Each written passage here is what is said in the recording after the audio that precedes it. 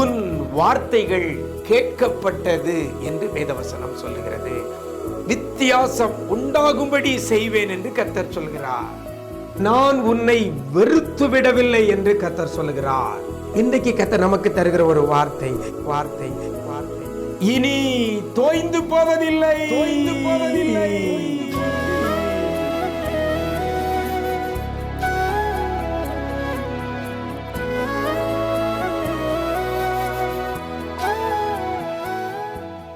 கிறிஸ்துவில் பிரியமானவர்களே, ஆண்டவரும் இரட்சகருமாகிய இயேசு கிறிஸ்துவின் ஈடு இணையற்ற நாமத்தில் உங்களுக்கு அன்பின் வாழ்த்துக்களை தெரிவிக்கிறேன்.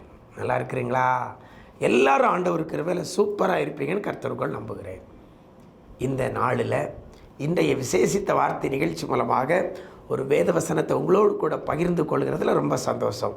இன்றைக்கும் எரேமியா தீர்க்கதரிசியின் புஸ்தகம் 31ஆம் அதிகாரம் 12ஆம் வசனத்தில் கடைசியில் இவ்வாறாக சொல்லப்படுகிறது, அவர்கள் இனி தோய்ந்து போவதில்லை என்று கர்த்தர் சொல்லுகிறார். தோய்ந்து போவதில்லை.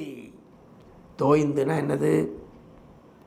களைச்சி சோர்ந்து போகிறது. இதுதான் என்னது? தோய்ந்து போகிறது. பல முயற்சி பண்ணி ஒன்றும் கிடைக்காம அப்படி விரக்தியாகி போயிருப்பாங்க, சோர்ந்துட்டு. ஆமாம், அதுதான் தோய்ந்து. இன்னைக்கு ஆண்டவர் சொல்கிறார், தோய்ந்து போவதில்லை.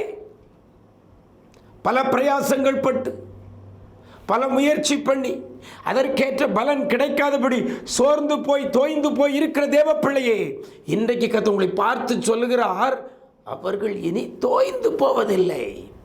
இன்னைக்கு அநேக பேர் தோய்ந்து போய் தான் இருக்கிறீங்க. தொழில் காரியத்தில், குடும்ப காரியத்தில், எதிர்கால காரியத்தில், படிப்பு காரியத்தில், வேலை காரியத்தில் தோய்ந்து போய் இருக்கிற பிள்ளைகள் தான் அதிகம். அதாவது அப்படி சோர்ந்து போய் இருக்கிற பிள்ளைகள் அதிகம். இன்னைக்கு ஆண்டவர்களை பார்த்து சொல்கிறார், தோய்ந்து போன பிள்ளைகளை பார்த்து கர்த்தர் சொல்கிறார், இனி தோய்ந்து போவதில்லை, இனி தோய்ந்து போவதில்லை. அப்போ இவ்வளவு நாள் நீங்கள் தோய்ந்து போயிருக்கலாம். இன்றைக்கு ஆண்டவர் சொல்கிறார், இனி தோய்ந்து போவதில்லை. பாருங்க, யார் இனி தோய்ந்து போவதில்லை அப்படின்னா அவர்கள் என்று சொல்லப்பட்டிருக்கிறது. அந்த அவர்கள் யார்? ரெண்டு காரியம் நான் உங்களுக்கு சொல்கிறேன். ஒன்று, அந்த வசனத்தில் ஆரம்பத்தில் சொல்லப்படுது, சீயோனில் உச்சியிலே கம்பீரித்து. அவர்கள் வந்து சீயோன் உச்சியிலே கம்பீரித்து. பாருங்க, உச்சிக்கு வருகிற பிள்ளைகள், சீயோன் உச்சிக்கு வருகிற பிள்ளைகள், சீயோன் உச்சியில வந்து கம்பீரிக்கிற பிள்ளைகள். நல்லா கவனிங்க, கம்பீரிக்கிற பிள்ளை. அந்த வசனம் அழகா சொல்லுகிறது, அவர்கள் வந்து சீயோனின் உச்சியில் கம்பீரித்து. கம்பீரித்துனா ஆர்ப்பரித்து மகிழ்ந்து.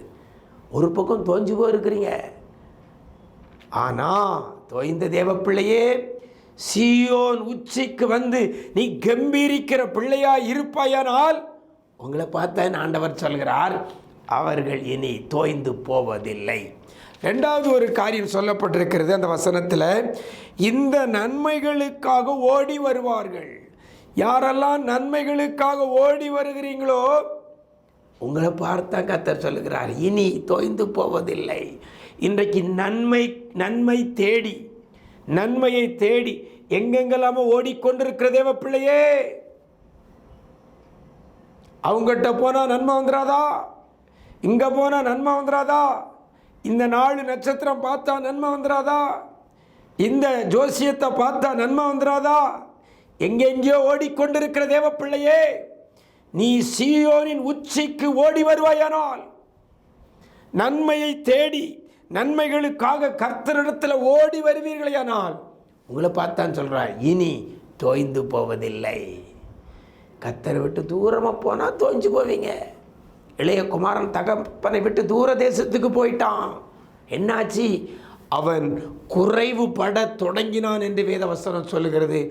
ஆனால் என்றைக்கு நன்மையை தேடி தகப்பனிடத்திற்கு திரும்பி வந்தானோ அவன் வாழ்ந்திருந்தான், அவன் செழித்திருந்தான், அவன் ஆசீர்வதிக்கப்பட்டான். வீட்டிலே கம்பீர சத்தம் உண்டாயிற்று, கொளுத்த விருந்து அடிக்கப்பட்டது. எனக்கு அருமையான தேவஜனமே, தோய்ந்து போய் கிடந்தவன், தவிடு திங்கிறதுக்கு மனதாக இருந்தால் அதை கூட அவனுக்கு கொடுக்கல.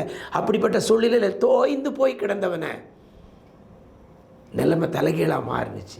இன்றைக்கி நீங்கள் தோய்ந்து போய் இருக்கிறீங்களா? இந்த ஆண்டவர் உங்களை பார்த்து சொல்றார், இனி தோய்ந்து போவதில்லை. அதற்கு நீங்கள் செய்ய வேண்டிய காரியம், சீயோனின் உச்சிக்கு வந்து கர்த்தரை கம்பீரித்து நன்மை உண்டாக கர்த்தரிடத்தில் ஓடி வருவீர்களே. ஆனால் கர்த்தருடைய வாழ்க்கையில் தோய்ந்து போகிற நிலைமை இனி வராதபடி பாதுகாப்பார். அப்படிப்பட்ட கிருபையை கர்த்தர் தருவாராங்க. நாம் ஜெபிக்கலாமா? எங்களை நேசிக்கிற நல்ல தகப்பனே, ஆசீர்வதிக்கப்பட்ட நல்ல நாளுக்காக உம்முடைய சமூகத்தில் வருகிறோம் அப்பா. இனி தோய்ந்து போவதில்லை என்ற வேத வசனத்தை இன்றைக்கு எங்களுக்கு நீங்கள் கொடுத்துருக்கிறீங்கப்பா. வாழ்க்கையில் தோய்ந்து போய் இருக்கிற பிள்ளைகளை உடைய கரத்தில் கொடுக்குறோம். எல்லாவற்றையும் இழந்து விரக்தியான நிலைமையில் இருக்கிற பிள்ளைகளை உடைய கரத்தில் கொடுக்குறோம். இனி வாழ வழி இல்லை. இதிலிருந்து எப்படி வெளிவருவேன்? இந்த பிரச்சனையிலிருந்து எப்படி வெளிவருவேன்? எனக்கு ஒரு வாழ்வு உண்டான்னு சொல்லி தோய்ந்து போய் இருக்கிற பிள்ளைகளை இந்த வார்த்தையை கொடுத்து நீங்கள் தைரியப்படுத்தி இருக்கிறதற்காக நன்றி செலுத்துகிறோம். அவர்கள் இனி தோய்ந்து போவதில்லை என்ற வேத வார்த்தையின்படி ஆண்டவரே, நன்மைக்காக உம்மிடத்தில் ஓடி வர உதவி செய்யுங்க. உம்முடைய பாதத்தை பிடித்து கொள்ள உதவி செய்யுங்க. உம்முடைய சமூகத்தில் வந்து கம்பீரிக்க உதவி செய்யுங்கப்பா.